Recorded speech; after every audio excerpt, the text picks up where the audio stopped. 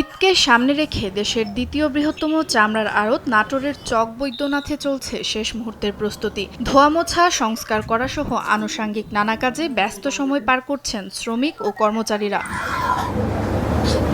প্রতি বছরের মতো এবারও উত্তর ও দক্ষিণাঞ্চলের প্রায় ৩৫ থেকে ৪০ জেলার চামড়া আমদানি হবে বলে প্রত্যাশা আড়তদারদের। তবে চামড়া প্রক্রিয়াজাতকরণের প্রধান কাঁচামাল লবণের দাম বেড়ে যাওয়া ও বিগত বছরের বকেয়া টাকা না পাওয়ার দুশ্চিন্তায় রয়েছেন তারা।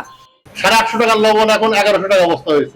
কোম্পানি থেকে বিল পাইনি, তার কারণে আমাদের টাকা দিচ্ছে না। বকেয়া টাকাগুলো পেলে আমাদের জন্য একটু উপকার হবে। লবণ সিন্ডিকেট যেন এই দামটা বৃদ্ধি করতে না পারে। চামড়া বেচাকেনা সুষ্ঠু ও সুন্দরভাবে সম্পন্ন করতে সব ব্যবস্থা গ্রহণ করা হয়েছে বলে জানিয়েছে জেলা প্রশাসন। আমাদের চামড়ার আড়তকে কেন্দ্র করে মোবাইল কোর্ট প্রতিনিয়ত চলমান থাকবে, অভিযান চলবে এবং মনিটরিং টিম এটি মনিটর করবে। সিরাজগঞ্জের উল্লাপাড়ার চামড়া ব্যবসায়ীরা বলছেন, গত কয়েক বছরের চামড়ার সংরক্ষণ খরচ, পরিবহন ব্যয় এবং ট্যানারি মালিকদের কম দামের কারণে ছোট ব্যবসায়ীরা বেশি ক্ষতিগ্রস্ত হয়েছেন। তাই এবারও দাম নিয়ে অনিশ্চয়তায় তারা। চামড়া কেনার পরে ন্যায্য মূল্য পায় না। এই টাকাটা মূলত যারা ভোগ করেন, আমরা জানি যে এতিম ছেলে মেয়েরা, এরা কিন্তু এখান থেকে বঞ্চিত হচ্ছে।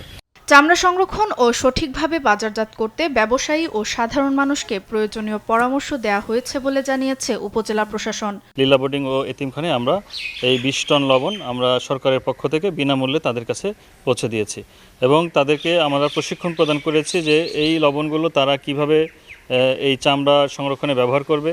জয়পুরহাটের চামড়ার আড়তগুলোতেও নীরবতা। একদিকে পুঁজি সংকট, অন্যদিকে ঢাকার ট্যানারি মালিকদের কাছে পড়ে আছে বকেয়া টাকা। সংকট কাটাতে কঠোর নজরদারি এবং ট্যানারি মালিকদের বকেয়া টাকা তোলা সহ চামড়ার ন্যায্য মূল্য পাওয়ার দাবি ব্যবসায়ীদের। সরকার যে রেট দেয় তার অর্ধেক দামেও ট্যানারি আলারা চামড়া কিনে না। খুবই খারাপ। চামড়া নিয়ে গেলে আর টাকা দিবা চাই না। কাজের টাকা চাতে গেলে বলে যে আমরা টাকা পাইনি, আপনাদের টাকা কোথায় থেকে দিব। সরকারিভাবে উদ্যোগ নিতে হবে চামড়া ক্রয়ের জন্য, তারে আমরা চামড়া সুষ্ঠু পরিবেশ ফিরে পাবো।